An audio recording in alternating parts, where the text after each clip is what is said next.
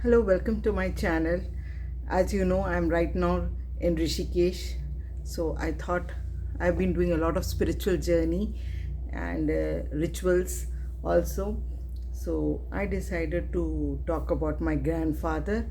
My grandfather's name is Mr. Doraiswamy Pillai, who hails from Trichy Srirangam. Srirangam, as you all know, is the biggest Divyadesham Kshetra where Lord Ranganatha lies in a magnificent form. And that temple is such a big temple, it engulfs a city of Srirangam. So, my grandfather was from the northern gate of the Srirangam, and my grandfather had two elder brothers, and their father had some small petty shop as well as a few land, and this is how the whole family used to live. Since he was the youngest, he was sent to school and he topped in all his classes with the result. And when the schooling was completed, his principal advised him to go in for further studies. He stood first in the 12th, and therefore they asked him that he should pursue engineering in those days, and which were the college was in Burma, and there was no college there at that time. So the principal himself went to my grandfather's house and pleaded with his parents, great grandparents of mine, that they should let their son study in the engineering college since he has stopped in the school, and therefore he was sent to Burma. In those days, imagine traveling to Burma. He didn't know any language except English or Tamil. Apart from that, he had to go and do the course, the draftsmanship course, which was in Burma University. He again got a very good high marks with which the principal was always a British person, so the person was very much impressed with him, and therefore he said that we will give you a job.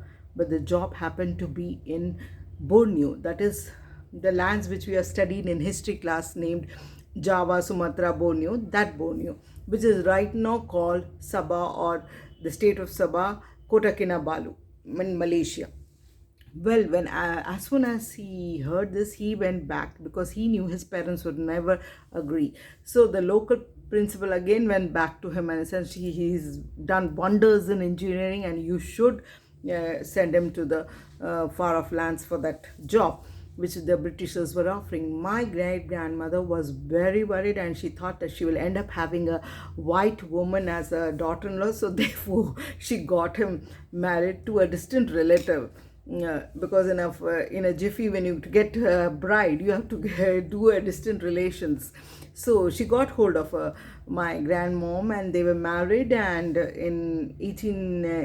is in 1900, so 1913 she was married, and they together set on a sail to the island of Malaysia, or whatever you call Java, Sumatra, Borneo. They landed at first Sabah, and that is Penang, and then afterwards they went to the main area of the Borneo, where he was in the head of the draftsman department in that, which resulted in his being a very important position, because in those days he had a club membership with the Britishers. He used to be well dressed, immaculately dressed in suit and all, in fact, and everything was, my grandmother herself picked up few English words, and she could do the local thing, and they lived there. They had around My grandparents had around 10 kids, out of which my father happens to be the last child. So, and in his whole of the tenure of the job, like he was in a very important position, he used to be in constant touch with the Britishers. Therefore, he helped a lot of Indian people who were brought there.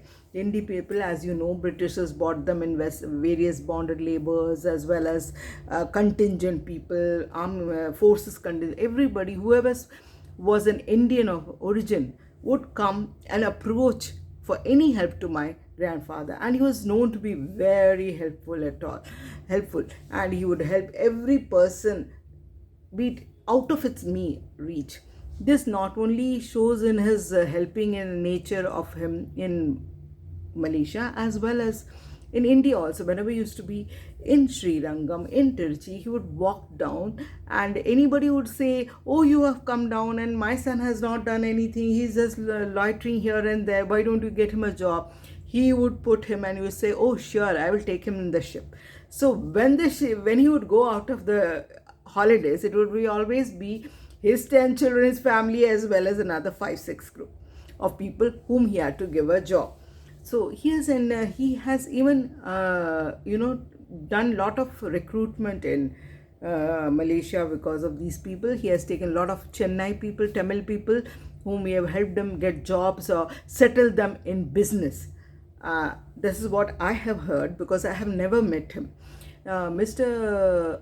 Doraiswamy Pillai was a very big name for the Britishers to pronounce it, so they called him Dore Babu. So Dore Babu, as my grandfather, was very important personality. Secondly, there comes a Sikh contingent. Now the story, Sikh, they had a problem. They had family which they were with them, and they had to keep a Guru Granth Sahib, which was kept in a shabby place, which was not conducive for the women to go and pray in the Gurdwara, because there was no set aside place for their worship. Therefore, they asked my grandfather's help. My grandfather, as you all know, was very helpful, and he knew there was a lot of ladies in that who wanted to pray to the Gurdwara, but since it was in the barracks and all the other men were also involved, the ladies could not go freely and pray. Therefore, he took the initiative of procuring the land for a Gurdwara. And this was a major hurdle, because in those days getting a land for the worship of or construction of a Gurdwara was unheard of.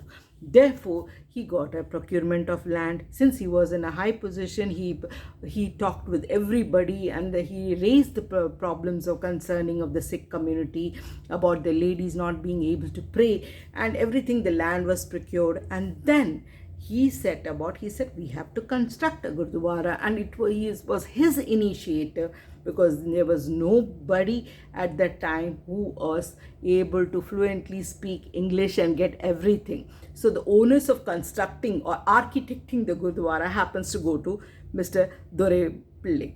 So Mr. Dore Babu was like a person. I'm very amazed to know that my grandfather, who never visited any other city in India, knew about how to construct a Gurdwara or something, and he did construct, and it's a wonderful place. The glasses and glass paintings and all from imported from various countries and European countries. It's a beautiful piece, and to his best of his ability, he built a Gurdwara. And the inauguration of the Gurdwara happened to happen in September 1924. So that means it already finished last year, 100 years.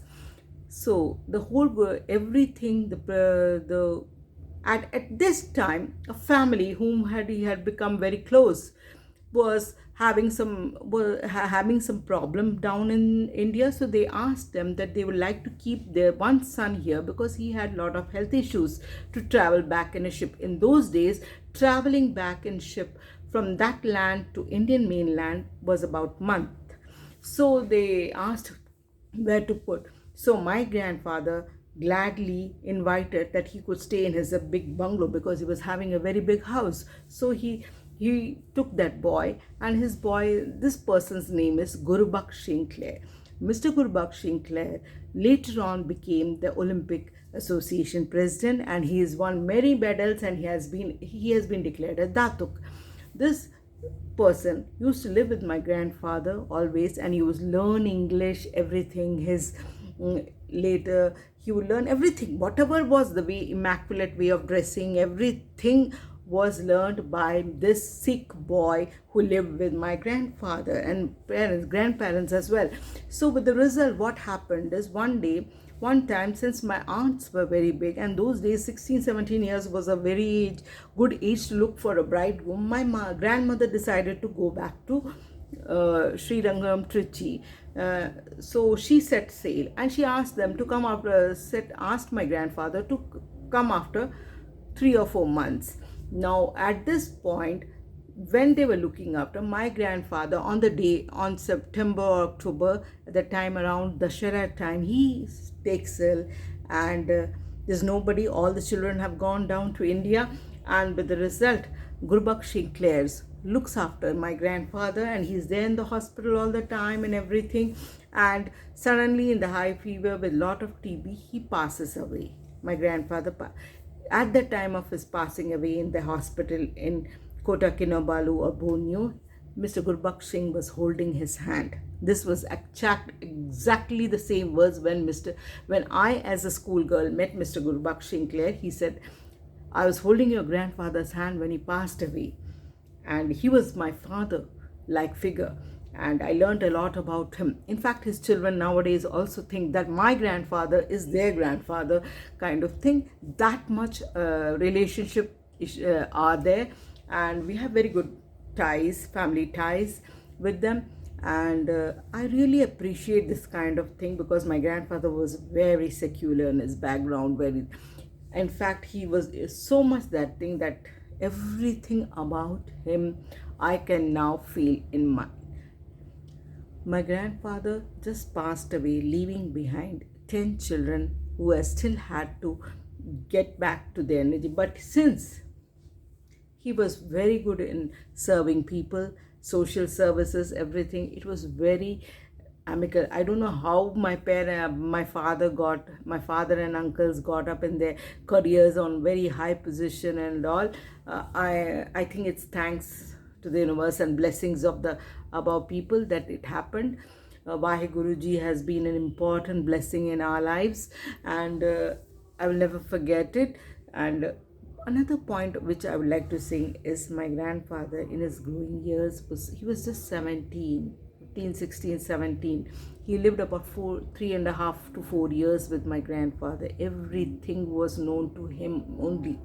And when in his later years, when the Gurdwara, everything was over, after my grandfather died, it is Mr. Gurbaksh Singh who would do every year his anniversary ardas in the Gurdwara till he lived and died. So that has been there, and I think there has been no Vedic rituals as such after my grandfather died, because the ashes had to come. He died in Malaysia only, so his nephew, in spite of having about 10 children who were all in India, his nephew was at that time in Penang, who was supposed to travel with my grandfather back to Chennai. He performed the last rites, and he brought the ashes, which took about 1 month to reach. So by that time, the whole the ardas and everything was done in Gurdwara, and the local newspaper carried an obituary column and about him, and I still have a pic of it, and it has been very close to me. I am very proud that I am his granddaughter, and whenever I am doing in my spiritual journey, I don't know whether my father did it or not, but I am doing it very much. Wherever I go to all this big that thing, I go and pray to him, to all that may he be granted the best place in the heaven. And this is what I wanted to share with you all. And every time I made a video about my grandfather, something would come up and it would stop. I've tried doing it in everywhere. I think in every place where I travel, I think here is the place I can make a video. There has been some obstacle over there, and now I have made it completely. I hope I upload it. Thank you very much for listening patiently to my grandfather's story. Thank you. Thank you very much.